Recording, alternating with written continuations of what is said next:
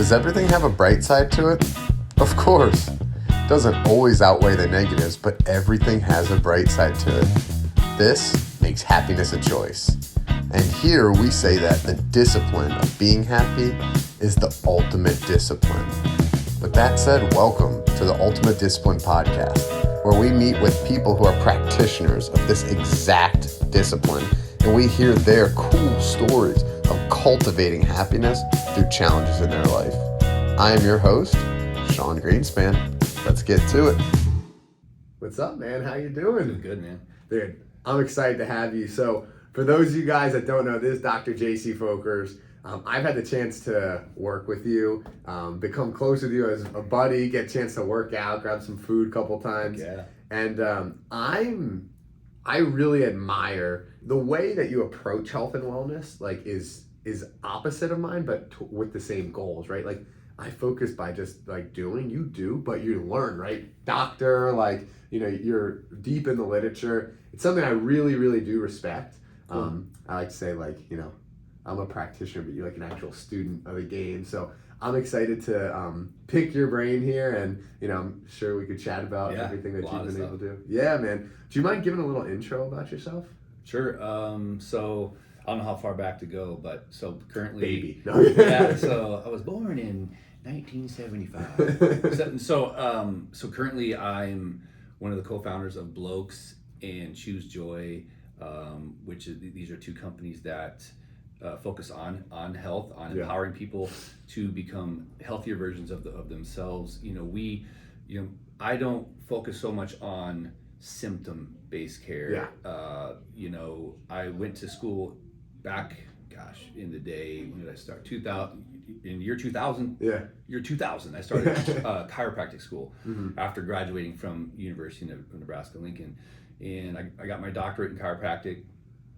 And so, but I've always been passionate in health, in preventing illness and taking a proactive approach to health. So after chiropractic school, I pursued postgraduate training in areas of functional medicine, functional nutrition, immunology, learning how to read labs, interpret labs differently than traditional doctors do in America. I remember when growing up, my family members, aunts, uncles would go to the doctor if they were sick, and so and so's blood sugar is too high, and they need to get on a medication, or blood pressure is too high, or their cholesterol is too high, and now they're on a pill for not just a little short period of time, but for the rest of their life. Yeah. And I remember my grandmother, at one time, I remember at a young age, she was taking like 15 different pills every day. And did you like have like this was before you were educated, you just knew something was wrong? So this is when I was a kid, and I remember she would come visit. She lived in Iowa, we lived in Omaha, Nebraska. My grandma would come visit, and she would, part of her routine was like she would walk around our house. So she would I'm getting my steps in, or my mom would take her to a mall or something like that. But I remember she would take out her her pills, and it was just like a ton of medicine. I'm like, why do you need all that? And she's like, oh yeah, did this, and she would go through, this is for this is for my heart. I remember my grandma doing that. It's crazy. It's so crazy. I think I was 15. And I just remember that just doesn't seem right. And then fast forward just a few years later, her health started significantly deteriorating. She developed Alzheimer's, early dementia, Alzheimer's. She would confuse me with my cousin. She would call me a different name.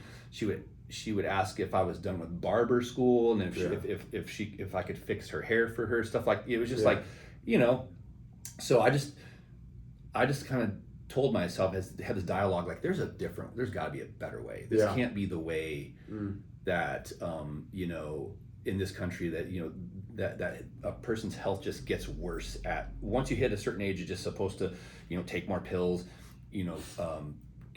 start lose your cognition, lose your health, lose your identity.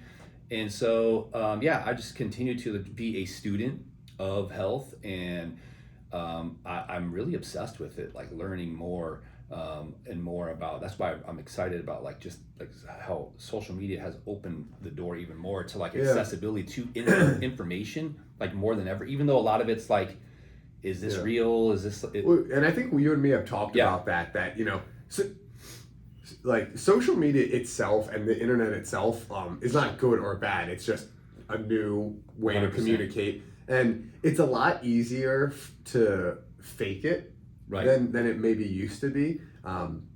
So I understand that, but there is a beautiful side of it. Like I know a lot of like some of like my friends, like little siblings, or like some of my friends' kids that are like young and like know a lot. Absolutely. Right? Yeah. And it's like, you're like, where you think like they don't teach that in school, so like where do you learn it? Like social media. Yeah, there's so much to that. Like there's so much information out there, and sometimes I feel like people ask me questions that I'm like, I mean, this is the same question I've answered 1,000 times. Don't you have Google? You know what I mean? You can just look this up. But it's just, I think it's because there's so much information out there that there's things are contradicting each other. That people don't really, now there's almost more confusion than before, because a person may try a biohack or a certain thing that worked for them, and then that is the end all be all for them, and it's like they're excited about that, and so they will share that with everyone because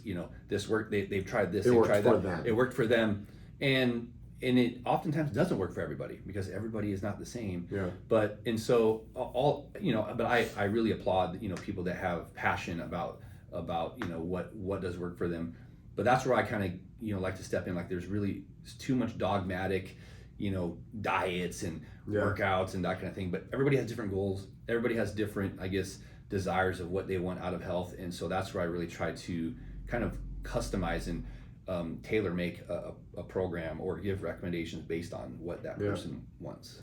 And I got to experience that. So the companies that he started, Blokes and Joy with Josh and Katie, correct? That's that they do labs, right? Correct. And then you read the labs and then give like functional like reports or recommendations of what to do. And like what I liked with us, right, was like there were certain markers that like I was low in, right? Like my testosterone was low, and I know you guys have supplements that like could help with that. But I like what you said to me. You're like, Sean, you're 29 years old. You're like, let's spend 6 to 12 months trying to change your diet, change your sleep, change some things that you're doing, and then let's retest. And if like you're still like chronically low, then maybe we could talk about like supplementing, which I just appreciate that approach because I have a very, very strong like I don't know where it came from, maybe just like seeing my parents and my grandparents take pills, but like I don't want to take anything. Like I was like the kid that like didn't even want to take like protein powder. I was like, I'd rather eat chicken. Like just like it just felt like a powder. It was like, that's not natural. And I like the way that you guys did that. But I want to go back to like the very first thing you said was that you practice health, not focus on symptoms. Correct. Yep. And I think, you probably would know this better than me. People say, we don't have a healthcare system, we have a sick care system, right? Man, you said so many good things just now. So let's talk about the symptom issue. That's what I want to dive into. We'll talk about labs with that. So oftentimes, most people that go to the doctor because they have a symptom, they have a complaint. It's not like you wake up, you feel amazing, I'm gonna go to the doctor today, just for the heck of it, just show off. Like, I'll just sit in the waiting room with all the other sick people and like, look at, you usually don't get labs done when you feel amazing, you feel good. However, when you get labs done, you're being compared to pretty much other average or sick people. And the range is big. So like a certain range, I'll put my hands up, to kind of demonstrate. It's like it's big, even for like testosterone. For example, I saw it's like for testosterone, it's like 250 to like 950. Depends on the lab. I want to tell you something that's funny right there because I don't know what even the metric is. I know it's 250 to 950, right? Right. I'm a numbers guy. Nothing can make sense that's that big of a range, right? Like just think about it. It's like. Like, I don't know, it's like just like from like a percent standpoint, like it doesn't make sense. If it was like, so the range is 600, 700 points, right? But Yep. You're talking about out of 950 points. Right. That's like the difference between scoring 25 points or 95 points in a basketball game. Yeah, right, like, right. You know, it's just weird. Well, I'll kind of share something. I think we'll flip the whole thing on its head, honestly, and that is this. That is, the numbers really don't matter that much. I don't look at labs and treat the labs. Yeah. I'm treating the patient. I've seen patients where their testosterone levels are in the 300s, and they are elite athletes. They feel amazing. They're like, performing at levels beyond other humans. Yeah. I see guys whose levels are at 800. They feel like complete garbage. They have no libido. They can't get out of bed. They're depressed. There's total testosterone and there's free testosterone. Total testosterone is like what's in your blood. The free testosterone is what's available, and what's available is what your cells can use. And still, those numbers. I mean, you're being compared to other guys, but some guys feel awesome at a certain number, and that's why I asked them like, what are your symptoms? And if they're like, yeah, I felt like this 10 years ago. I had awesome libido. I would recover from workouts. I could build muscle. Now I got this belly fat. Now I'm not. My sleep isn't that great. Now I feel like I just feel depressed. I feel I don't have libido, and so that tells me like, well, potentially your testosterone is a component here. And then the next best question is, why would your testosterone be low? Could it be chronic stress, high cortisol, lack of sleep, poor diet, insulin resistance, excess estrogen? So then it's why, and what can we do about that? Like you mentioned, you can start with lifestyle. You can get lifestyle is a huge lever. If you're not getting optimal sleep, you'll see guys' testosterone levels in the tank. I mean, you can take a guy in your 20s and get poor sleep, and their labs and their body will look and feel like they're 30 years older. You know what I mean? So that's why looking at labs differently, not taking this big range like we talked about from this 250 to 950 and bringing it in, and like, this is where we want you to be, because this is where most guys feel their best. Does that make sense? So where most guys feel their best. But there are outliers. And then cross-referencing that with like, how do you feel? Right. Treating the patient, not markers. And I don't at all want to make this an ad for Blokes, but like, I liked what you said to me, because you also were like, you said like, what have you been up to? And I was like, I finished an 100-mile marathon, and you're like, well, there you go. That's gonna drive it down. I think this kind of ties nicely to not treating, not like sick care, right? And like trying to get ahead of it. Because I will tell you, when I grew up, I stopped having health insurance when I was maybe 13 or 14. Next time I got it, I was 22 when I had my first job. And then when I was at like 25, I quit and started my own company, and had to buy my own healthcare. And I was like, fuck it. I haven't had healthcare most of my life. I'm in great shape. Most of my life I haven't had healthcare. So even like your standard labs, like I haven't gotten like a lot of like blood work done, and just like working with you just to like see it was like, I thought it was super interesting. I actually was like on the flight last night reading over my report, just trying to understand what's like going on under the hood a little bit. No, it's like you said, it's like a lot of people, like, let's start with insurance. Insurance is used inappropriately and improperly. I think and I hate to admit it, I don't even have health insurance. I'm 48 years old. I don't have health insurance. I mean, I don't like recommend to go that route, but I view we do set aside money for in case like emergencies and that kind of thing. But health insurance should be used for crisis care, emergency, or like if you were to go on a run and God forbid, like fall and break something, and you're like need help that you obviously don't want to gimp around and let that go untreated. That's why that's what insurance is for. It's for emergency care, and to kind of put you back together and that kind of thing. However, we live in a system. We live in a society that has a system that health insurance, its goal is to manage sick people and keep them in that system. So when you go to the doctor and you're diagnosed with diabetes, now you're put on these medications. If you have high blood pressure, now you're put on these medications. If you have high cholesterol, whatever, now you're put on these medications, and all these people are kept on these medications forever. Yeah. And it makes a lot of money. Yeah, and I know, we're not making these claims like in, I'm agreeing with you, so I say we, so like we're not making these claims like in like totality, like there's plenty of good healthcare practitioners and stuff. But what I found was like interesting, and like this is just a really good example. My dad's blood sugar is like he is now diabetic. He doesn't need to take insulin because he's like just there, but he was pre-diabetic for a while, and he is now diabetic. And my thought was I am 100% certain that if he had healthier foods and exercise, it would go away, right? He would have had diabetes about 10 years ago, and it happened.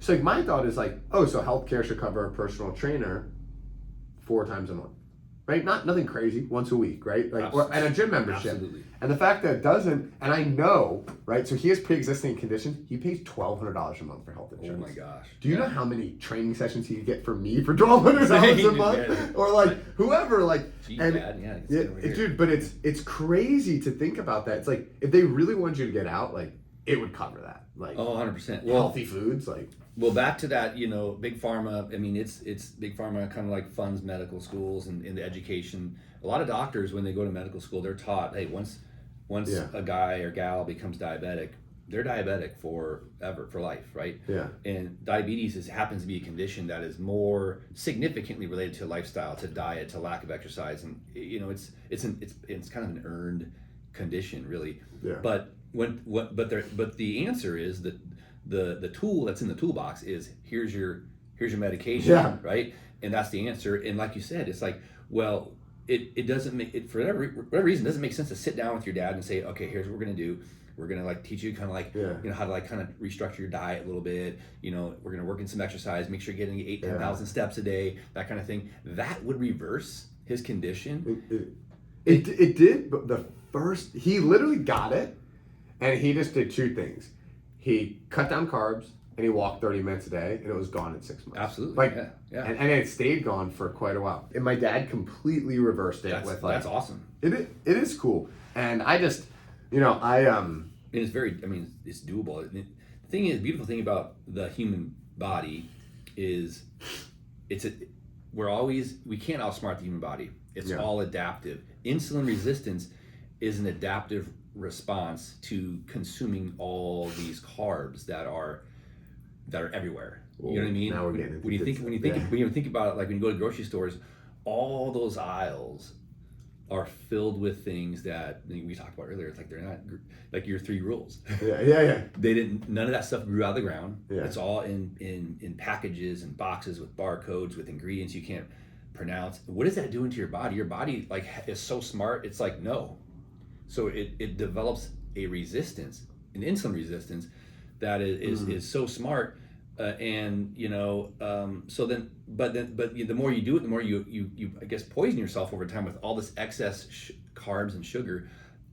It can only deposit so much fat so many places, and blood sugar goes up. Then you start to develop other chronic conditions. All that can be reversed. Yeah, it's cool that it can be reversed. Yeah, it's awesome. It's super cool. I get excited when I see people with those like metabolic markers. I'm like, man, we can get your health like completely turned around. Yeah, it's just but then there's that is this part, and then in the compliance and getting them to kind of like make these little changes. That's why don't throw the whole kitchen sink at people. Just like small wins. Let's like your dad like, hey, let's cut out some things. Let's get you walking.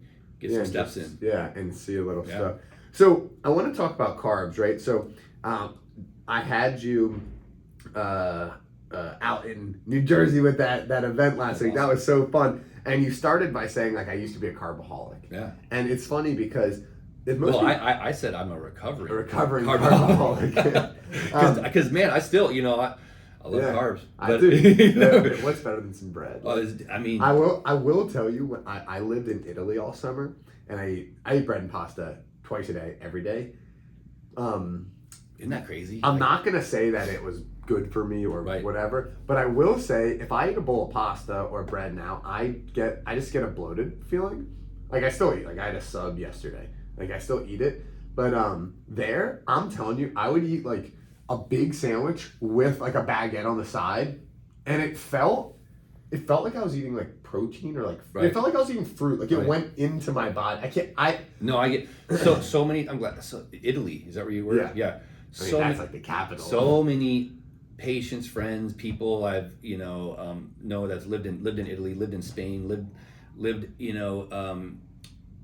in those areas, Europe, and we're like eating the Mediterranean diet, having bread, having pasta, and feeling amazing, and coming back over to America and basically kind of following the same diet, and they're a wreck. Like you said, like the bloating, and a lot of it has to do with the actual grains themselves, like the way that in America it's been hybridized, it's been genetically modified. It's like the farming. It's molecularly different. I mean, the body's like, what is this? Like, this is, and so it. Interesting. And so there's a different, like, because people always talk about like the preservatives, the sugar they add. That stuff's more surface level, but you're saying like even. Well, there's that too, because it's illegal to use a lot of these herbicides as well in these countries. And, like in America, there's glyphosate. There's these different like herbicides. Glyphosate that is in every in so many things. Horrible. That's like horrible. Yeah, is that a topic you feel comfortable diving into? We could go into it. Yeah. I don't know. This is what I know about glyphosate. That scares me. First of all, the person, it was invented to kill like things on like plants, right? Like that are growing.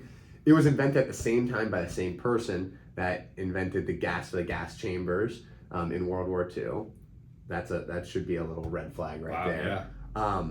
Then the second thing I know is that it doesn't like wash off food, and vegetables and stuff like that. So when you're ingesting it that's the second thing. And the only third thing I know like 3 facts and they all scare me.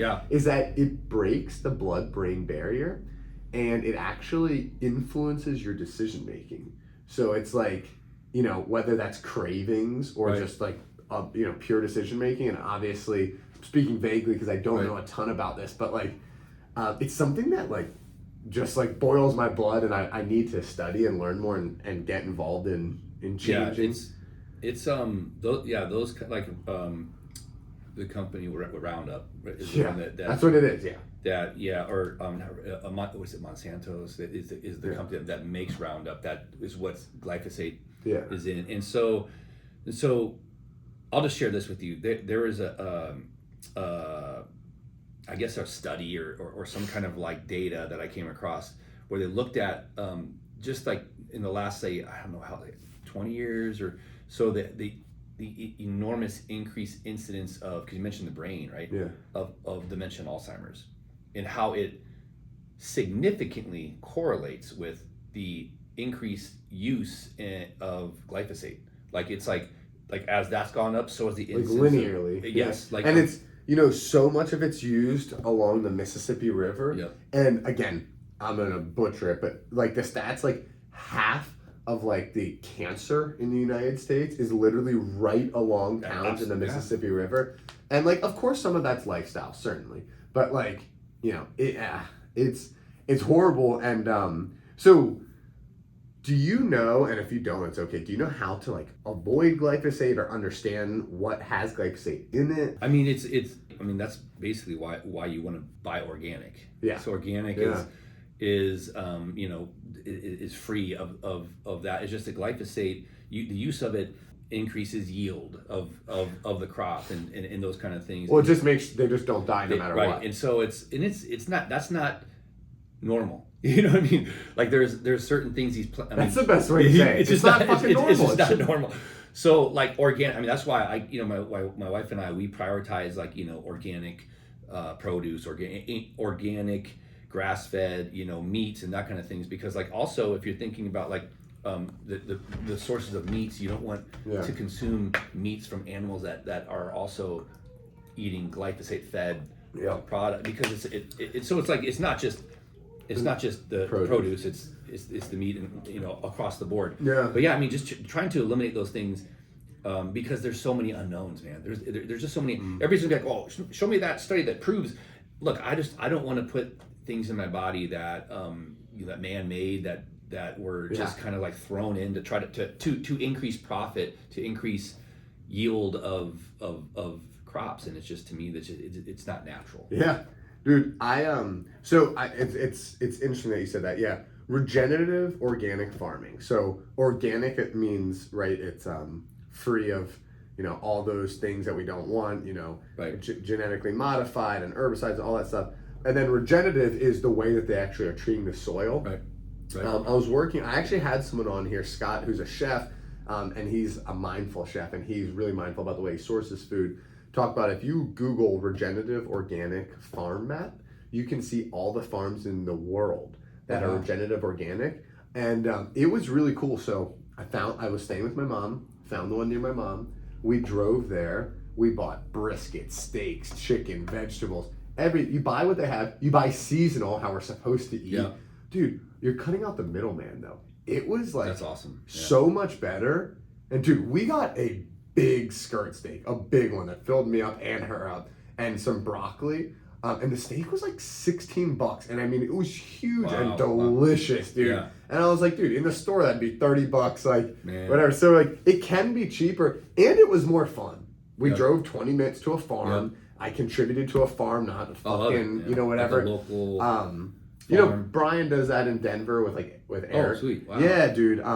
And like, that's quality food right there, man. Dude, and it's cool that, like, that's a cool way to make it accessible. And like, I've shared it with a few friends. It's funny that this was eluding me before. Yeah, I'll share it with you, because what I found is, like, people become friends with the farmer. Let me know when you get brisket. I'm gonna pick it up or whatever. It's like fun. Making me hungry, man. I mean, you talked a little bit about, like, the soil. That's like something that's not talked about enough. Like how our soil is so depleted of nutrients. The way that farm is done, the way they just they're not allowing the soil to properly be enriched and that kind of thing. It was really cool. I kind of think of it as a circle of life. Yeah. That's like where nourishment comes from. Is from when things die, and then it gets into the soil, and then it gets into the plant, and it grows. You know what I mean? It's kind of cool, and it dies, and that's where nutrition is recycled. But when you're just like using, chemicals and all this agricultural machinery to like rapidly grow like soybeans and corn and things like that, it destroys fucking corn. It destroys this fucking corn. No, it's garbage. It destroys the nutrient value of soil. I see more deficiencies than any other deficiency in patients in magnesium, in zinc, than anything else. I mean, everybody's deficient in that stuff, in those nutrients, like across the board. Like I think you're even a little bit low in magnesium. Yeah, I take magnesium every day. I take electrolytes. So let's talk about that, because you taught me something about the Magnesium-Sodium Relationship, right? Absolutely. And let me test my memory. Let's go. If you're low on sodium, right, you're sweating it out, you're not replacing it. Your body pulls magnesium from the bones. Is that correct? Right? Yep. And so it's like, you might, like, if you're low in magnesium, some people just take magnesium, but you're not solving the root. You need to take electrolytes. You need to also take sodium, right? Right. Yeah. So when your body is sweating, which, I mean, even when we're sitting here, obviously you're working out, you're perspiring, you're sweating, and when that happens, sodium is coming out with sweat, but it's also pulling magnesium with it. And so but oftentimes people are low in magnesium because they're low in sodium. And so that's I see it all the time. You're low in magnesium. I'm taking it I take it twice a day. Matter of fact, I take magnesium glycinate. I take magnesium 3 and 8, and then I'm like looking. I'm like, well, your BUN is high. Your sodium's kind of. How much sodium are you getting? And he's like, oh, I don't want to put too much salt in my body. It's bad, So there's a misconception of, I don't know if it's media or just like we've been taught that salt's bad, but it's actually the opposite. People are not getting enough salt, and so that is I feel like is one of the most common reasons why people are so low in magnesium, is because they're lacking salt. And so get more salt, obviously, supplement with magnesium, but get more salt, and that kind of helps bring them both up and helps prevent a lot of health problems. Dude, some like of the sugar-free electrolyte powders, I like Element. Element's good. They're one of the few. So like I mentioned before, I don't really like to take supplements, and even though it's just sodium, magnesium, potassium, I still feel like it's a supplement because it's a powder. But when I take it, it's hard to explain. I just feel more balanced. I feel more balanced, like almost like mentally, like a little more energy. Like I really notice a difference. And I could tell because I think the body like works really well together. Yep. Because it tastes so good to me. I'm training hard twice a day, and one's generally long endurance, a lot of sweat, and I try to sauna as much as I can. And like I think like the fact that it tastes good is my body telling me like, 100%. it is good. Yeah. Let's hit on that because it's something that I hear a lot and I don't have an answer about. Is salt good for you? Is sodium good for you? Right? Yep. They say blood pressure, right? That would go up. I'm assuming, I don't know, like what's there that people don't know about sodium? So you made me think of I don't know the actual concrete data, but there was a study where they tried to really dig deep into like, okay, how much does sodium really affect blood pressure? Yeah. And they found that it was pretty minuscule. It was like a couple millimeters of mercury. It wasn't like that significant. But the studies show that like most health problems come from people that are too low in versus salt, and people that are getting enough salt actually live longer. Yeah. It's funny. It's funny. I'm relating to my dad again, but like he's had a couple of health issues that I remember like working through, and it's funny because he put salt on everything. He put salt in his cereal if he could, like, and The real root cause. Okay, so I'm glad you brought your dad up because the real main reason why when they have insulin resistance, pre-diabetes, diabetes, that insulin resistance is affecting a hormone called aldosterone, so that they're not able to hold on to their sodium properly, and so there's a metabolic shift, and so it's really the insulin resistance that drives up the blood pressure. Yeah, and if you once you get the insulin resistance under control, the salt piece is kind of separate from it. It's really I always say it's the wrong white powder people are focusing on. It's really the sugar that's the problem. Yeah. And sugar isn't just like the white powder we're thinking of. It comes from the breads, the whole grains, the pastas. All that gets broken down into sugar in our body. Yeah, man. All the processed carbs. I don't think, dude, processed carbs. It's funny. I did something that I've never done before, and it was coming back from Europe. And I said, it sounds like a silly thing to not do, but it was like, I'm just gonna, after meals, like see how I feel. And just track it for like a week. And I just noticed like when I ate more carbs, specifically processed carbs, right? So not fruits, vegetables, beans, basically. When I was eating even whole grain, whole wheat bread, I just had a lack in energy, cognitive ability. It's just how I felt. And it's funny because I think I was gonna say it felt like weeks ago. I think it was yesterday morning. I was in New York and we had a call with the team, and you mentioned that like it's okay to eat bread, but you look at it like it's a treat. Yeah. Like you look at that like maybe someone else looks at like a piece of cake. Like you're like absolutely. Like we got a killer workout in New York like a week ago. We went out for cheeseburgers, like they were grass-fed burgers, which I like, but. And it was a nice bun, but like it was still bread, and we didn't complain, or you didn't complain you ate it, but it's like I'm sure you're not eating that 7 days a week. That was the last time I had bread, and I don't think I had bread for probably a month since then. I mean, it's just before then. Before then.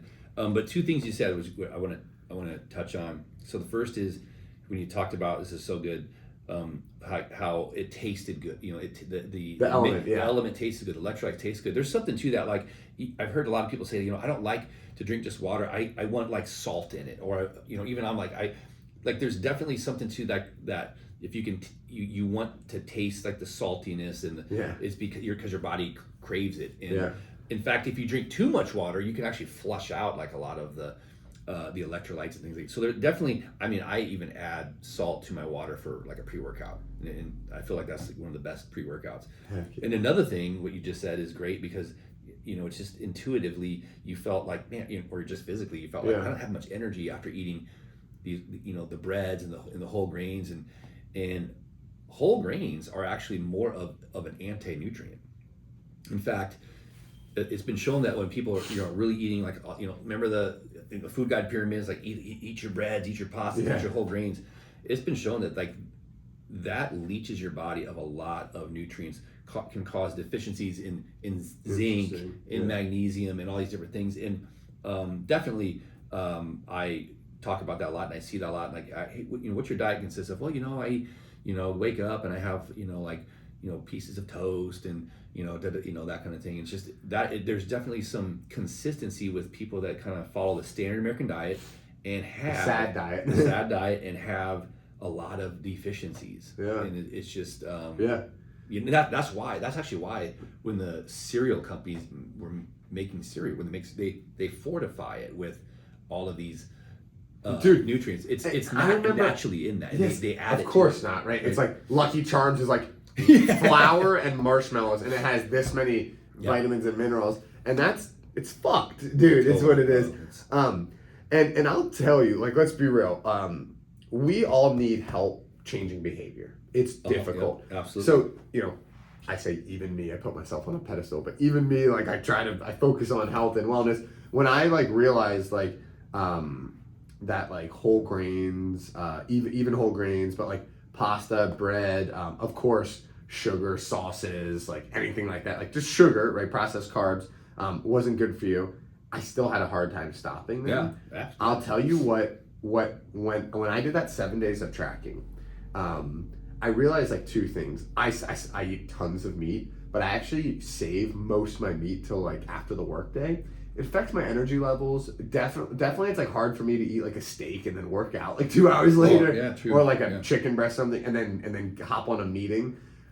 Chicken and fish is actually really easy for me, and I don't know if it's the same for anyone, but if you just track your food, literally 3 meals a day, 7 days a week, maybe for us like 6 meals a day, but just like however you want to do it, 1 through 10, how I feel, or a little journal. Once I realized like, I eat a sandwich for lunch, and then 5 hours after while I work, I feel like shit, I can't do good quality work. Yep. That's when I was like, I'm definitely making a change. And it was so easy to make a change because I was like, I eat this, I feel better. I eat this, I feel better. Awesome. And like, because it's instant gratification, right? No, that's so good. Tracking anything at all leads to change and success and awareness, because you're tracking. There's so many people that don't realize that what they're putting in their mouth is affecting how they feel, and it's because, well, it's a lot of reasons, but it's because they're just so kind of like almost robotic. They don't really are not paying. You think about how often people eat. They're not really even like really aware of what that's doing, what's in there, and I think that's the X factor, right? Because there is a study. I had someone call me and talk me through the study today, ironically, about they gave like people 2 different milkshakes, and they said one was like a health smoothie. Yes. They said one was a shitty, and right after they drank it, they tested their blood sugar, and the people that thought it was healthy, they did not see an increase in their glucose level. It's crazy. Dude, dude. Talk about a placebo effect, and how, but I mean, it's there's so much significance to just being aware of like what you're putting in your body, what it's doing. You're talking like mindless eating behind a laptop. It's just people. It's just kind of like it's just like I'm hungry. Whatever is edible goes in my mouth, and Have you ever like had a bowl of something and reached for it and it was empty? That's been like a wake up call for me, dude. I've had like even if it's healthy, if you're eating it mindlessly, it's not healthy in my opinion. And I had like a bowl of just like fruit, like strawberries and grapes, and I was like eating it like while I was like, and then I stuck my hand and it hit the bottom, and I was like, dude, that is bad. Like, you can. I mean, like I used to, so back to when I was like the carbaholic, Yeah. you know, because I Back in the day. back in the day, you know, I mean, it was like I was in the belief that like the more I eat, the more I was going to go to my muscles, the stronger, and you know, I wanted to be a strong athlete. I wanted to, you know, be a bodybuilder, whatever. I want, you know, so like if I would buy a bag of peanut M&Ms, I looked at that as like fuel for my body. It didn't, dude. And I would buy the biggest bag, and I would eat all of that damn bag. You know, and it'd be gone, and it's just like, why did I eat the whole bag? Because that's what was in it. That was my you know, my allotted amount. No, but it's just like, you know, and that was years ago. But I just like wanted more. It's like so sugar is like literally like crack cocaine in your fridge or wherever, and it affects your brain in an addictive way, just like cocaine would, or crack. You know, it literally it has that addictive effect. And I've had that. I've woken up, you know, because you know, I would, at the time, I wanted to be a strong power lifter. I was powerlifting and trying to get strong, and I read that one of the strongman guys, he would wake up at 3 a.m. and have like 5 Snicker bars. Yeah. And I'm like, that's awesome. That sounds so fun. I'll start doing that. And I was getting stronger, but I was feeling like garbage. You know what I mean? But like, and so it's like you just got to be aware of like yeah, I mean, maybe in the short term, maybe you're getting some energy or some kind of fuel, but it's doing some damage to your metabolism. And like we talked about before, you don't feel a lot of the effects of poor health. You don't feel your heart disease progressing and happening. That's a process that continues to happen over decades. And if I kept eating the way I've been eating since I started eating when I was in my early 20s till now, I don't know if I'd be alive. I mean, because, you know, it's just like you're accelerating that inflammation in your arteries, in your heart, causing blockages and that kind of a thing. And so, and those are things you don't feel and aren't aware of.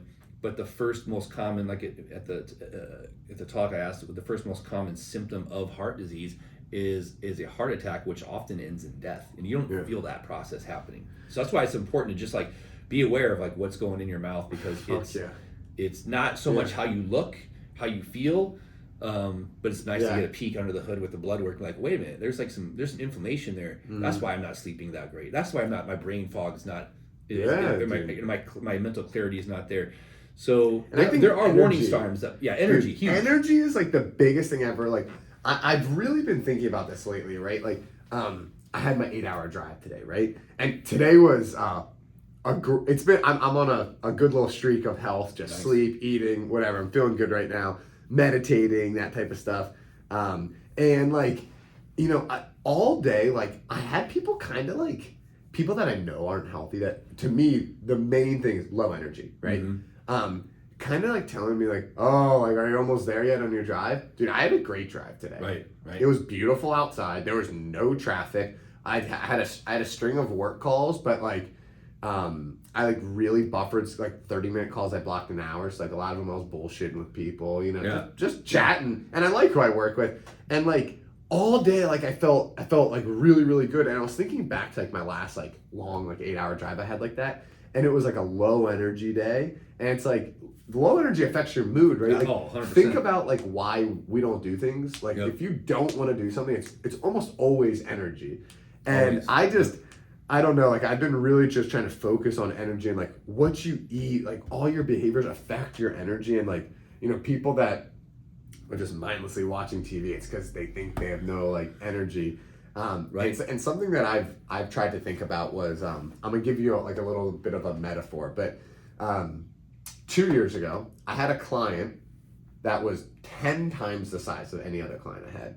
So they were 40% of my company's revenue, about 75% of my work and my team's work, right? So obviously that's too much, right? Even though they're 40% of revenue. I didn't know they were too much, right? We saw something differently and just like kind of quickly just decided to like part ways. And I was just like, you know, shit, like 40% of my revenue's gone, right? So in the moment, I'm thinking, fuck, like, that sucks. Now, when I look back 2 years ago, that in the 5-year span of my company is by an absolute landslide the best thing that ever happened in my company. Absolutely. We have grown so much since I have stopped working nights and weekends, thank God. We're starting to work with more people, and because I've had the capacity to hire, whatever, it was like a catapult for my company. Absolutely. In the moment, it was hard to see that, right? Yeah. So when we look at this event in a 2-year bubble and beyond, it was the best thing ever. Like when it happened, like I should have called up my parents and like celebrated, right? So now think about eating like a super unhealthy meal. It's the exact opposite, right? In the moment, oh, dude, I'm getting a fucking milkshake. Dude, that's such a good you know, analogy. and French fries and whatever. But when you look at it over the long run, it's shit. Mm-hmm. And something that I just realized was like eating healthy. I personally think like salads are delicious. We had good salad tonight. Yep. But you know, like pretend they sucked, right? And it was a bad meal, but like in the long run, it made you feel better for the whole day. Right. At night, you'd be like, that was the highlight of my day was eating that salad because that made the rest of my day. And like I think a lot of time we're like so good. I don't know. I've been playing with that thought a lot. There's a lot. There's so much you just kind of shared, and I love the. I mean, there's so much truth to.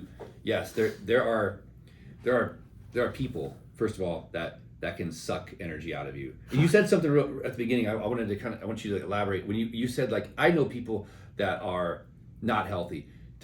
Explain like how they're not healthy. I don't, you know what I mean?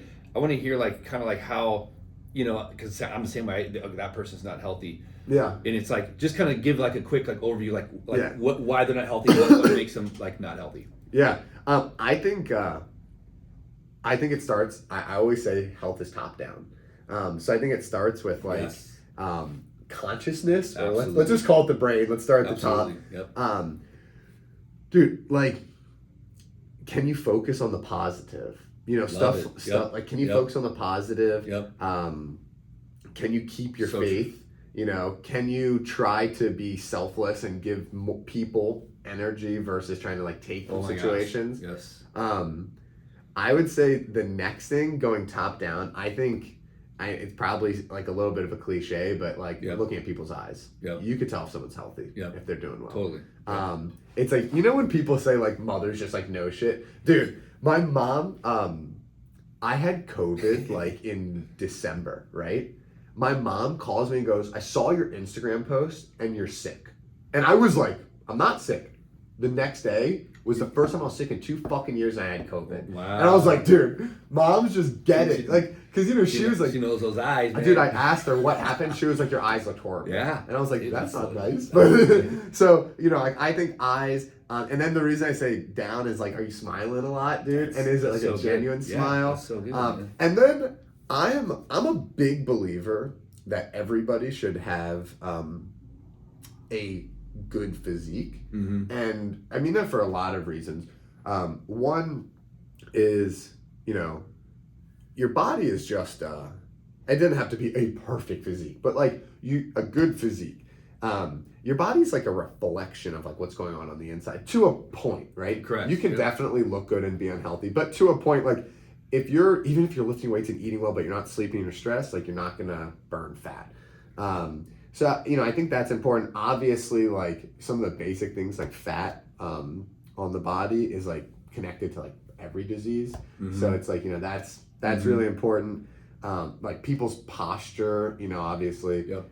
It's just all connected. It relates to like physical pain, which relates to low energy. And it's like cyclical. So I'd say, you know, I kind of say top down. And I had 2 calls in the beginning of the day today that like people were like projecting on me. Mm-hmm. Like I was saying, they're like, oh shit, man, you're just in the car for 7 more hours. I was like, dude, Eric put me through a workout this morning. I was like, I need to sit the fuck down for 7 hours. Yeah, covered. Yeah, we're good. Like we're all good. But what made you ask that question? Yeah, so I'm curious how people view health. Yeah, you know, and it's kind of like that. You're kind of like comparing, you know, them to like, or you kind of, you know, we kind of know like, dude, you could be doing so much better. You know, in what the words coming in your mouth negative. I like how you say top down, because so I've worked and operated and owned like other companies. I've hired a lot of people and I've interviewed people, and I honestly say it when I sit down with people. I kind of just do that little like eyeball check. It's kind of like look them over and see just like how they hold themselves. And their energy, because it's like, you can feel it. If it's like, imagine bringing someone on your team and they kind of just they look like they're kind of tired. Yeah. And they're kind of like, I don't want to say contagious. I don't want to say lazy, but like it's kind of tired and lazy. It's like, but versus like energetic and like and just engaged. But the times I ended up hiring those people that were kind of looking a little bit tired and unhealthy, those same people were the ones that would just like bring everybody else down. Dude, so and so's hallelujah, so and so's like complaining again today about this, so and this and like where and it's just like it's just not good for others, but for them too. Yeah. It's just like they're feeding their own crap more crap, and so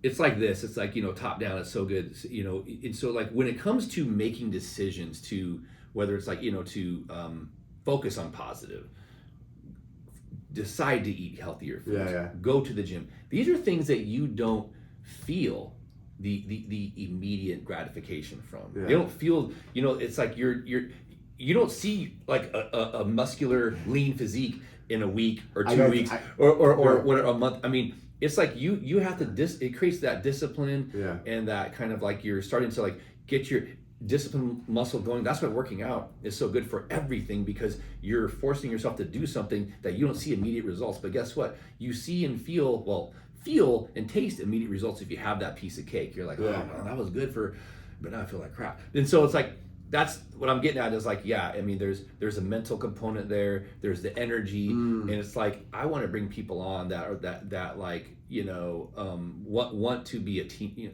I don't like to use the word team player, but like that want to bring the best out of other people and absolutely, and not focus on, I have 8 hours, I have 7 more hours, I have 6 more hours, and like I can listen to a badass audiobook or a podcast and learn something. I'm in school right now during this drive, dude. I mean, it's like how many hours I'm on an airplane or I'm driving or you could go to school. Dude, I want to tap into that. There's a few things that just quickly come to mind.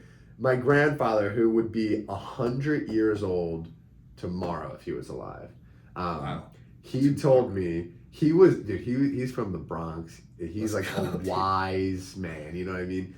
And he used to tell me, leave everyone better than you found them.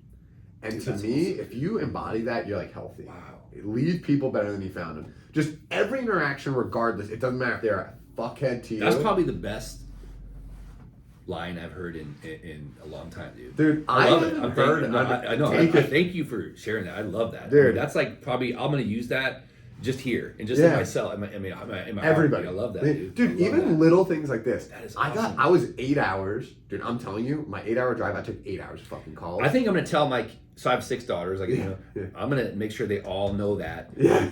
And they live by it. Dude, that's awesome. Dude, but like at the hotel here, front desk woman, like when I walked up, I got off the 8 hours of calls. Like I kind of was just like in my head, like, all right, like let me just get this process over with and get to my fucking room. I was like, fuck that. And when I came in, she said, "How are you?" I was like, "This is my first time in Nebraska, and you're the first person I spoke to. Give me something good." And she literally said, she goes, "I love this energy. I was having a boring day," and I was like, "Fuck yeah." Okay, so that's one thing that came to my mind. That's so good. The other thing was you were talking about like not having immediate gratification. I had someone on my podcast yesterday who wrote this book called The Science of Stuck. Her name's Britt Frank, and she told me something cool. I was like, I said something difficult about like the law of attraction and changing habits is you don't get immediate results. Yep. And she goes, "That's not true."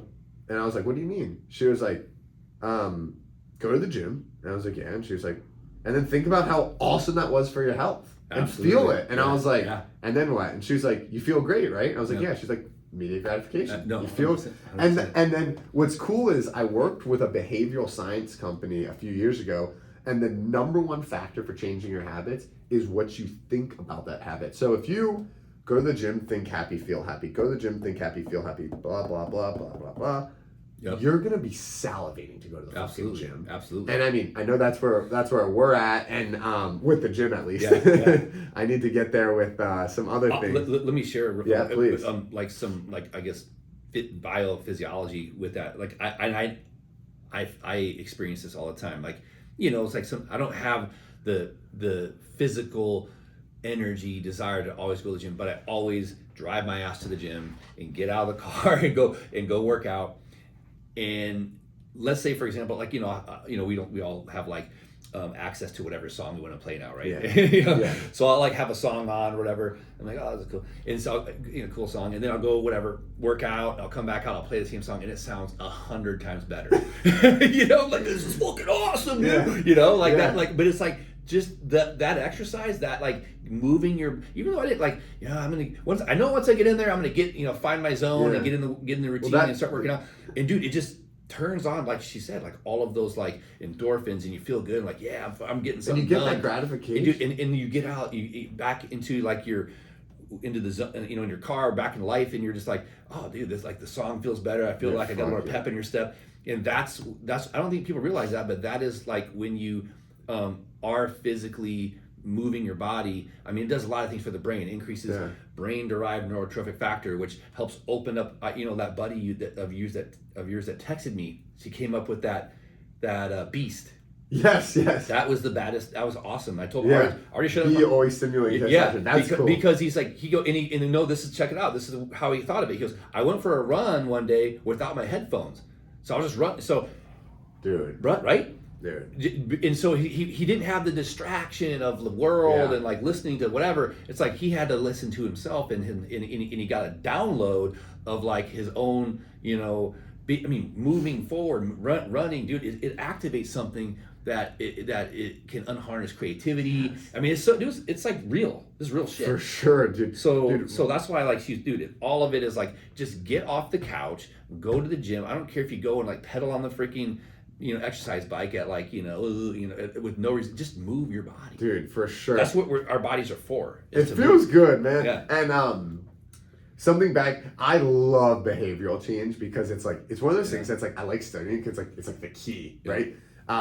They call it the 2-minute drill, and I did this with running, dude. When I was training for my 100-miler, running in northern Idaho in December was not pleasant some days. Especially I had to train a lot of night running. Dude, not to mention it's like the only part of the country that still has like wolves, bull moose. Like, dude, I was like, some mornings I did not want to run, right? But the 2-minute, the 2-minute drill is,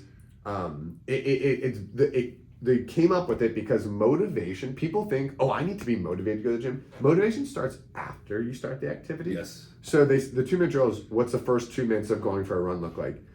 Lacing up my shoes, grabbing my water bottle, stepping outside, and locking the door. If I'm outside with my shoes and my water bottle and maybe my headphones, my pump up song, you're probably gonna take a run. Probably, yeah. If at that point you're really gonna go back in.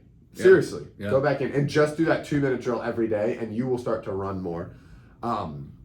I've always liked that, and it's funny though, because like thinking about that 100-miler, I ran the whole 100-miler with no headphones, no phone on me, and no watch, just like absolutely like no distractions, and I found a love for it. And we were talking about health, right? And you were talking about hiring someone that says, "Oh, there's 7 hours left, there's 6 hours left, there's 5 hours left." Yep. When I was running and I was either getting past or passing people, let's say I was only passing people, I was 5 out of 10 people said, "Hey, do you know what mile we're on? Do you know how much further we have?" Right? My honest answer was no, and I don't want to know. That's what I said to everyone. Yeah. And I was running for 25 hours. I had a lot of time to think, and I was like, why do people ask a question like that?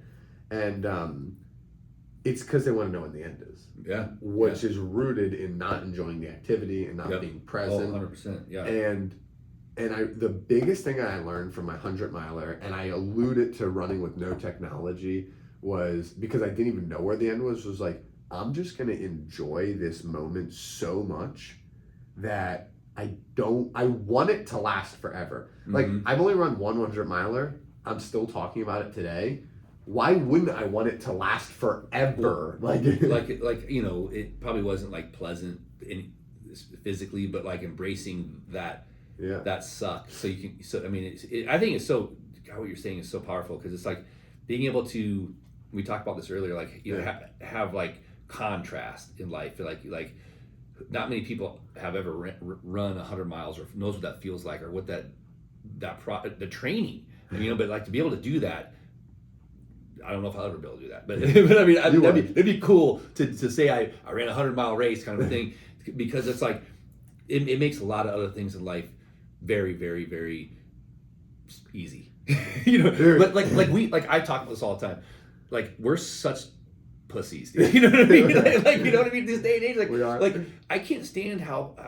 I mean, and my brother-in-law, like, so he works for us, and I'm always like texting him stuff like, come on, you know, because, you know, there's people that complain and stuff like that, and I just gets under my skin. I don't like complainers, and it's just like, but like everybody's just so used to having things the way they want, being comfort, wanting things like very easy, very handed on a silver platter, wanting it now. Well, I really enjoy. Like, here's the thing: I will be doing what I'm doing, which is like educating, sharing health, the health message, empowering people, training my body for 10 years, 20 years, 30 for way after whatever company I'm with here now, for in the future. I'll be doing it for fucking ever. Okay, yeah. You know, Fuck yeah, and there will be complainers and people in it for just money and people out of it and this, that, the other. Fucking come and go, but I'll be in it forever. And that's just the kind of, it's like at some point I just can't, you know, it's like, who cares how many miles are left? Yeah. Let's just keep going. Dude, right? And that's true. That's like true presence. Yeah. And dude, like the fact that like you found something like that, like I admire that about you. It's pretty cool. Like that's basically how I kicked this off, right? Like I have the same interest, but I haven't dove into it so much I can make a career out of it. So I respect that about you quite a bit. And it's funny when you're talking about like that, the comfort zone, right? Because I think it actually goes back to something way in the beginning of this discussion, that you were talking. We live in an age of abundance right now, dude. So I mean that on so many levels. I mean that like everyone should be manifesting their reality, and like if they lose a client, lose a job, whatever, they should know that there's an abundance of it. But if you think about it, food, warmth, shelter, like if you're listening to this podcast, you definitely have the means to like eat and stay warm and whatever. And our brains, for the first time in human, for the first time the last 100 years in humankind, is not like we need to sift more than we need to go find. You know what I'm saying? Totally. And you said that in the beginning when you were talking about health information, like with social media. It's harder. It's easier to get information than it is to sift the information. We need to like fucking change. And the reason that I bring that up is I personally think, what'd you say? Exercise, it helps you build discipline, helps in all these other areas. Yes. That's why like I am such a big advocate for everyone to exercise, and hard as fuck. Like I want to be clear. Yep. Now, I'll tell you how extreme I am. My grandma's 86. I told her she needs to hit the gym 6 days a week with 100% intensity. Now, and she was like, Sean, this is exactly what she said. I can't run 100 miles like you. I said, Grandma, your 100% intensity is probably 15 minutes on a recumbent bike with zero tension, and you just go as hard as you can. Yeah. But you need to push your fucking limit, because it trains like. But guess what? Yeah. Next year that'll be easy for her. You know what I mean? Dude. It's getting past that. Grandma Lois, I hope you're listening. Yeah. She'll be like this. I mean, she'll be like, man, maybe I won't do 100. Maybe I'll do 20-mile run. You know what I mean? It's like, you never know. I mean, but it's just, dude, you're saying so many like awesome things, man. I mean, like this is fun. Yeah, it's amazing, because we live in a time, like you said, it's almost a double-edged sword, knowing that we're in this informational era. There's so much information out there, and it's almost like that has made people lazy. That has made people like not digging for like the real truths of things, but like it's just like, oh, it's there. And I mean, there's like, I have friends that like their information comes from TikTok. That's where all their information comes from. Yeah. And they regurgitate something that somebody posts on TikTok. And there's some good things out there. Some good people you can follow that have, good, I guess, content that's valid and that kind of thing. But I think it's just like, it's taken away our desire to read books, to expand ourselves. It's like some of the greatest people ever. This is kind of depressing. I think some of the greatest people of all time were guys that were artists, that were painters, that were inventors, and they did. One guy would do all these things, and because he just wanted to give to humanity as much as he can. We would have like any advancements of like real major discoveries like that in decades, man. Like all of the physics like laws maybe like tech. I mean, it's just like but it's all like from the same technology that keeps like kind of like piling on each other. But it's pretty interesting. I mean, what I'm saying is like there's a lot of laziness. There's a lot of entitlement. There's a lot of like I don't want to work hard. I don't want to work. I don't want to work hard. Mentally, physically, and I see this. I see the outcome of that on blood labs. I mean, I see younger and younger men with low testosterone, because like I always say, testosterone makes effort feel good, and effort helps keep testosterone up. And but now we're getting dopamine hits from like our social media, our phones, our electronic devices, our gaming. It's just a different day and age that we live in where. And I empathize with them. Like I totally. Like, dude, totally. I honestly, I realize I get caught in this trap a lot. So, I run a marketing agency. Yeah. Right? I'm the visionary. I'm not in the weeds. Yeah. A lot of what I do, talk to a client, communicate that to my team. Yes. Make sure it happens, right? Yep. A lot of communicating. I get a ton of emails. Yeah. And I realize there are some days that I'll go through and have 4 or 5 hours of calls, bust out 120 emails, and feel like that's a good day, but I didn't create anything. Like what would feel like a lot better to me was if I just went to 2 clients and said like, here's a badass strategy. You know what I mean? I created this fucking strategy for you. And I realized like I can get into a lazy mental cycle because there's quick dopamine hits. Oh, I'm getting on a call, a client at the end says thanks, and I'm like, nice. Yeah, right. I said thanks. Or I send an email and I'm like, yeah, like my email was 80, now it's 0. Like, fuck yeah. And it's just funny because like those are quick dopamine hits that like I'm aware of it and I still fall into the trap. So I empathize with people, but I think I don't think we're not picking on people. We're just saying you gotta be aware. I want to. Yeah, I'm bringing it to light because it affects me in a personal way. I've fallen into those same traps. On social media, and I see how it's affected like my daughter. Yeah, I have a 17-year-old, and a lot of kids. 17-year-old daughter. God bless you. You're right. Kids her age, and those are I'm really concerned about that group. And I've come across articles and I see the stats about increased risk of suicide thought.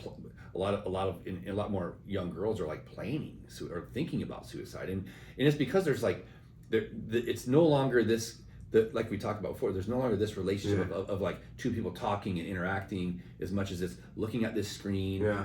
And it's like now my perception of being accepted is from like a like or whatever, or a post or somebody like. And of course, people just put the highlights of their life on there. Right. Like so it's a misconception of like reality, and those dopamine hits that come are not sustaining. Yeah. You know what I mean? It's not like like a meaningful discussion, or going to the gym and working out, and or going on a walk with with a friend, and going to meet someone up for coffee. It's like those things are so much more impactful in physiologically, but it's concerning because I'm seeing that age group having a lot more of anxiety, depression, on medications for it, and it's just and it's just, it doesn't seem like it's slowing down, because it's like it's they're being catered. It's like that's kind of like put in front of them. Yeah, I will say the conversation is open now. It wasn't open 20 years ago, 30 years ago. I don't like. That's true. I have a buddy who lives in Denver who has long hair, huge beard, 20 guns. He just got out of the army, played fucking football, drives a truck, and he talked to me about like some mental health stuff he was going through. I guess I wasn't an adult 20 years ago, but I'm not sure that two men would have felt comfortable like talking about that. That's awesome. Yeah, and it was cool. I mean, dude, he's 100% not like he's not disabled, but like he's 100% like medically disabled from the army. He's like he was deployed multiple times to Korea. Like he's seen some shit, and I think the conversation's open, and we are making a lot of progress. And like, dude, like some of the biggest apps out there are like pushing that stuff, and I think there's a long way to go, because you also have like the people that are trying to hack our mind. Yeah. But like I mean, I'm also not a father of a 17-year-old that I know. That you know.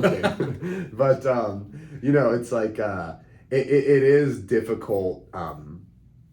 It's got to be difficult, but like I don't know. I like to do both. Like I would take steps towards it now, but I also keep the faith. Like I don't know. What grinds my fucking gears is when I'm gonna just say what's on my mind. When old people that don't travel and don't talk to people and don't get out of their bubble and get all their life from the news tell me that the world is not well. Dude, I live on the road. Mm-hmm. I've lived in 7 states in 2023 already. Mm-hmm. I've lived in Manhattan.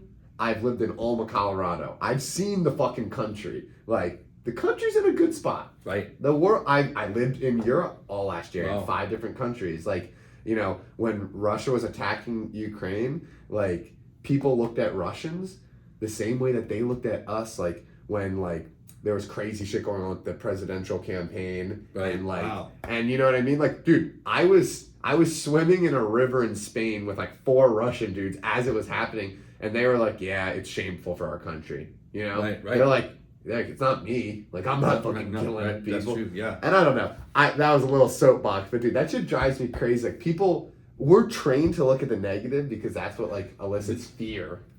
Dude, so I went to I'm glad you brought that up. So I went, and you're so right on.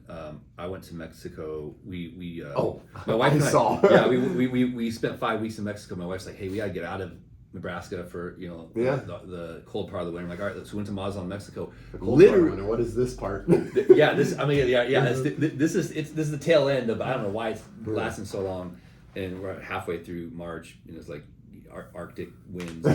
But we went to Mazatlan, Mexico, and literally the day before we were leaving, the cartels like attacked, like the airports, and the airport we were supposed to fly in was shut down. And I remember my parents were freaking out, like, you're gonna go, and even friends of mine are like, dude, it's a war zone there, you can't go, you're gonna. And I'm like, like you said, the media, they blow everything out of proportion, and we react to fear. We react to fear, and there was like certain like news press releases that were like from Canada that were just way out of control, and we still went, and we had a great time, and we saw nothing going on. It was like no big deal, but just to your point, it's just like there's all this just people overreacting to what they hear, what they putting their own, like, it's just the unknowns. People, I think, are afraid of the unknowns, and that sure. that I feel is where we should actually move towards, because that's where creativity happens, that's where opportunity happens, that's where growth happens, but we don't want to grow, dude. And just to like, I love that. so much. And just to make it like cyclical, right? Like we talked about health being top down. Yep. Having negative thought patterns, looking for negative. So there's something called this is the part of science that like I like to study is like, you know, your neurology, and you have something called the reticular activating system, the RAS. Have you ever went shopping for a car and then you see the car everywhere? Right? Bro. Yeah, right. Or you're thinking of like, I'm looking for, I like that color. That's what I want. What that does is the reticular activating system's goal, right? We're having so many thoughts. It's to validate your thoughts. So let's say you say, I am a shitty friend to Sean. Mm-hmm. Maybe like you're gonna start looking in our relationship and your actions for proof that you're a shitty friend. Like, and even you could blow something small out of proportion. Versus if you're like, hey, like, you know, like I'm fucking a good friend to Sean, right? You're gonna start looking for proof for that, and it like validates it, and that is a sign of health, right? And dude, like that's the thing is people we're unhealthy, and you could tell by the way we're reacting to the news. And what's interesting is, you know, going back to like getting out of your comfort zone and like growing, it comes from discipline. Like we keep saying hitting the gym. It's a great example. Hitting the gym, eating healthy, having good sleep hygiene, mental health hygiene, like whatever it is, like those things train you to like think, you know, certain ways. And that's why, that's why like I say things like, I think a physique is so important in health. Totally. And like, you cannot have a good physique and be extremely healthy, of course. And again, I don't mean a perfect physique, but I mean relative. Like you have some muscle, good posture, low fat. It's because it's generally a sign that, you know, you're disciplined, you have self-love, you care about, you know, how to make decisions. Like, I don't know, like, I'll piggyback on that reticular activating system, RAS. So like, just to your point, you know, and not to get political or controversial on this conversation, but so like there was a time where people were getting a vaccination or not, or deciding to or not, and you know, and there were people that went and got vaccinated, and then you would hear they will not accept that the decision they made or to get was wrong, and so they would look for and you know what I mean. So there's this kind of that's what would create this kind of argument of like, well, I did it because, and then you're wrong for not doing it, or you know what I mean? Or you're an idiot for not doing it, or you're an idiot for doing it. So it's just like we want to not ever feel we made a wrong decision. We want to validate our decision, and we just kind of it's like a protective thing, but for sure. But then it's like,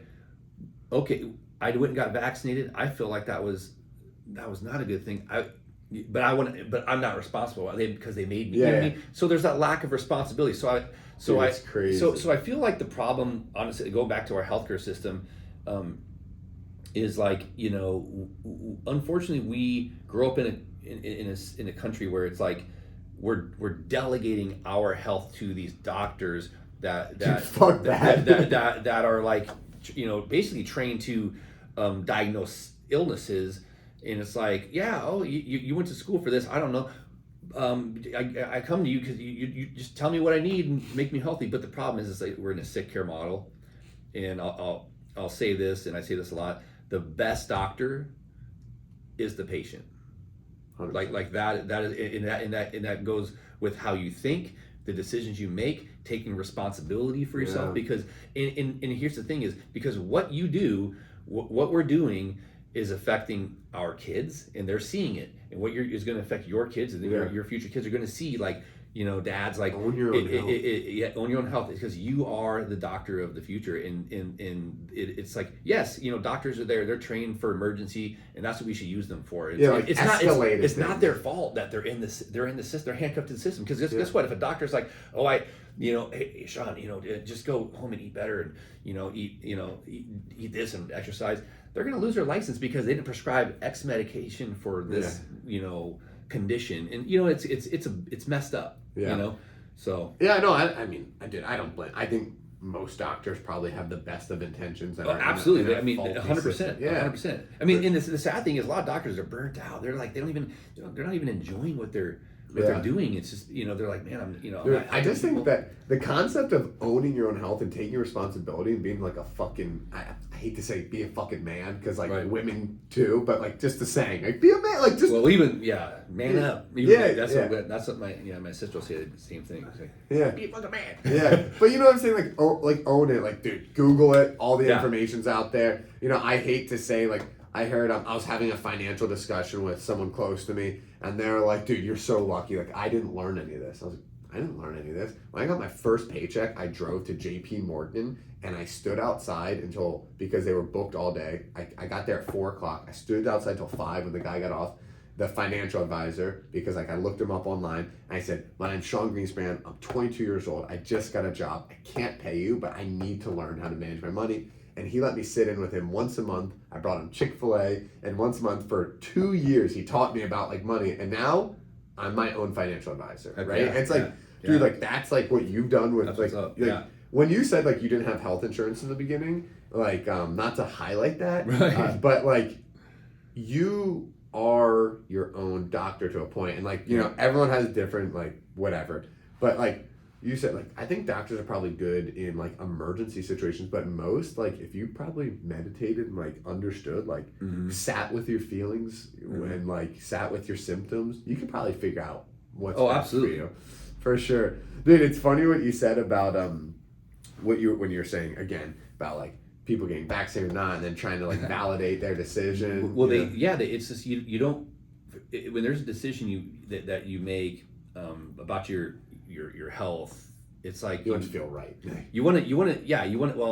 Obviously they're telling so and so is telling me it's the right thing.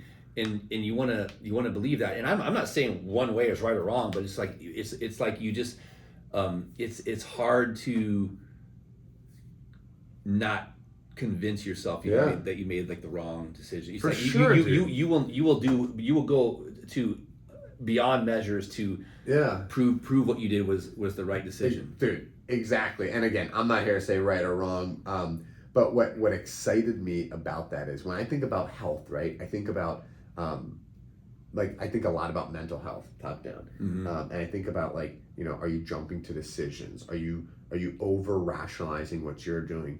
Are you are you open-minded, right? And thinking about being like open-minded, there was a talk that Neil deGrasse Tyson did on free will it was like a 2-hour YouTube video that got me diving down the science of if we have free will.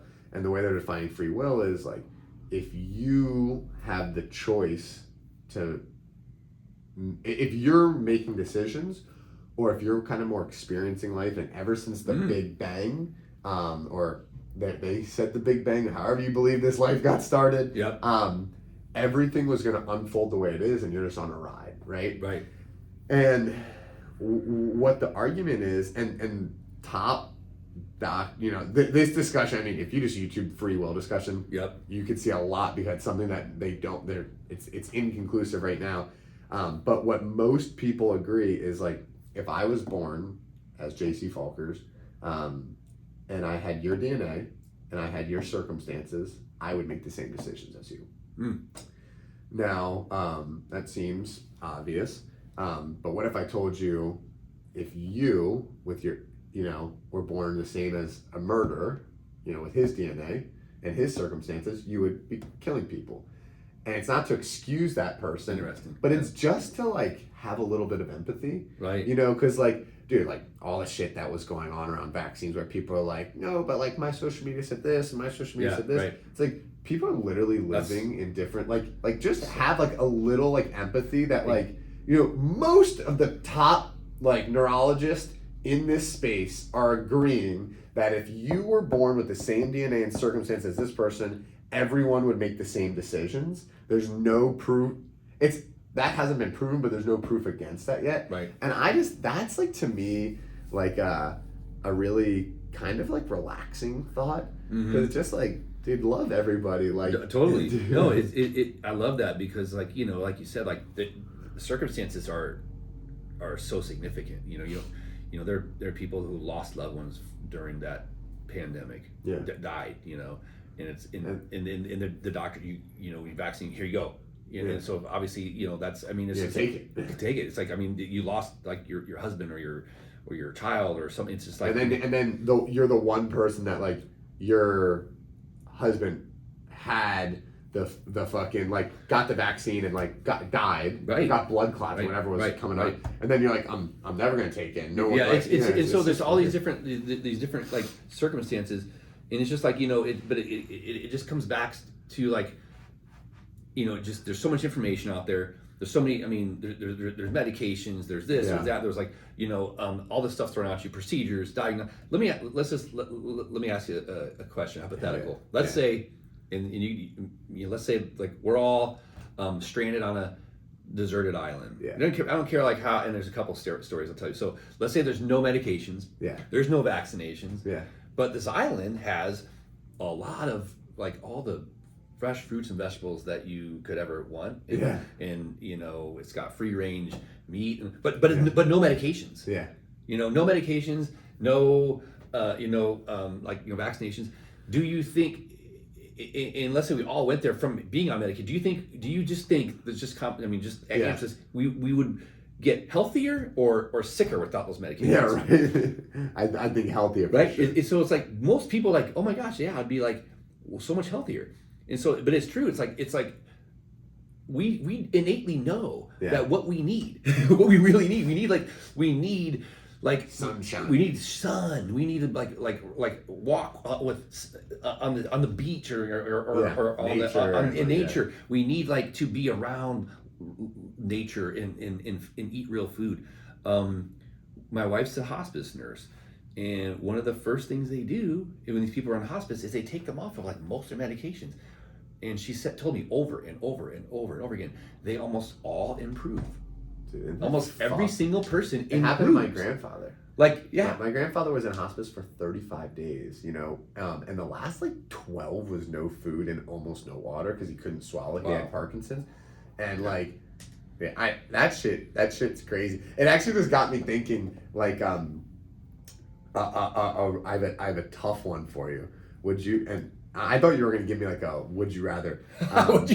Would you rather, so I'm going to give you. Okay. Would you rather live where you're inside for the rest of your life, can never go outside, can never see outside, or outside the rest of your life, can never go inside?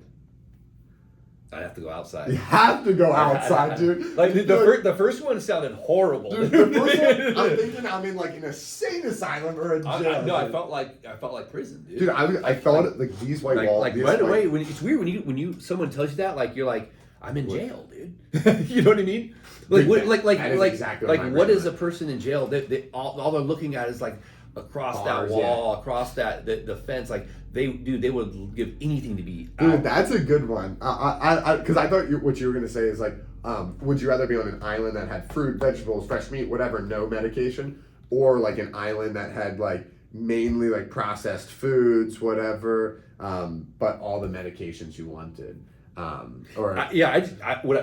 wanted to just create a scenario like where there's like, because like the sad thing is like that we live in a country that uses like 90% of all the medications in the world, and we are one of the sickest countries. We have like there's more chronic conditions here, so it's like okay, like let's say you don't have those medications, Americans, and you're on an island with all the food you need, and fruits, vegetables, organic, whatever.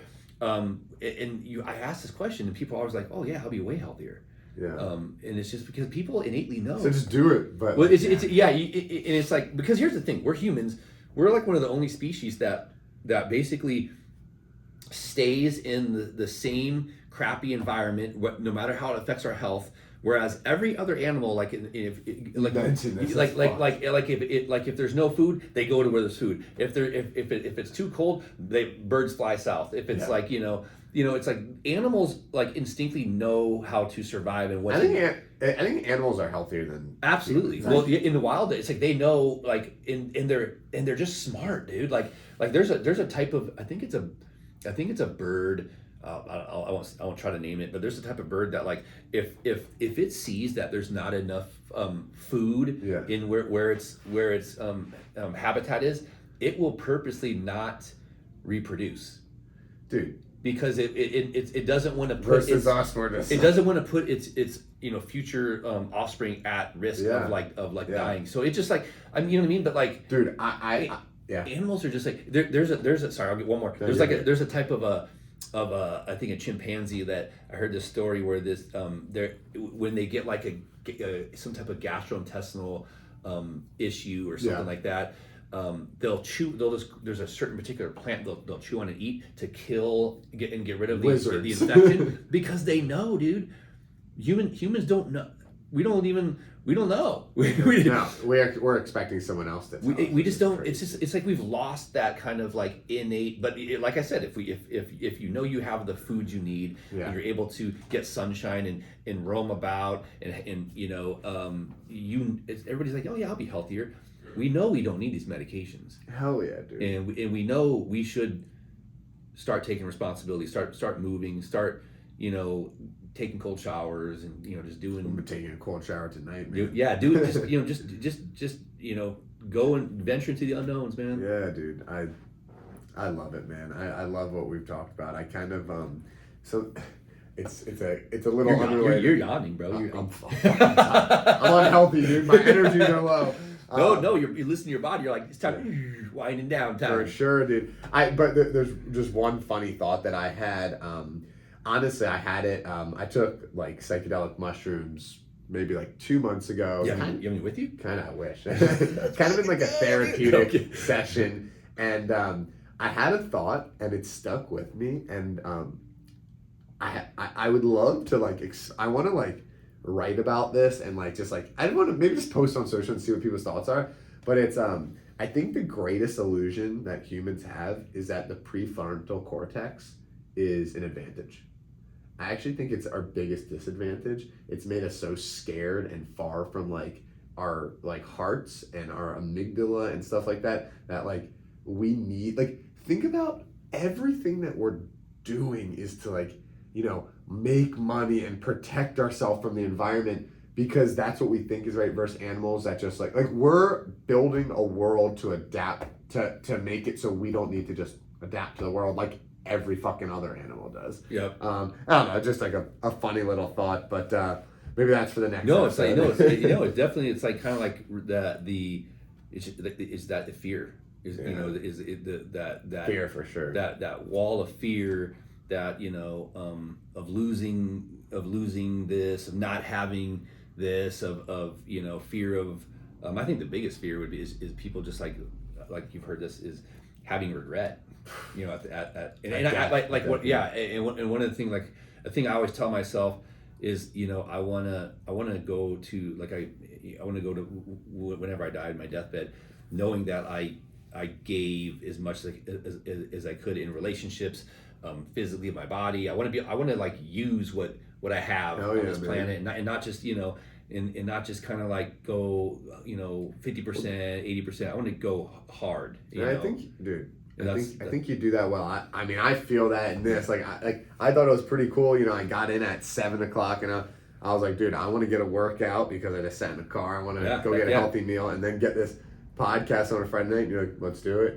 So I appreciate that, dude. This has been fun, man. Love it, It's man. been a blast. It's been so fun. Yeah, man. I hope that people got something out of this. I hope so. At least, if not, it was fun for us. Fun for us. Hey, at least you got to see Nebraska for the first time. Hell yeah, man. We'll have to do another one for sure soon. Yeah. Appreciate it. Hey, thank you for watching today's episode.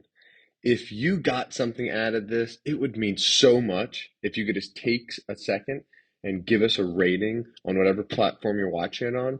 And it would mean so much to the world if you could just find one person that you think this message resonates with and you could share that with them.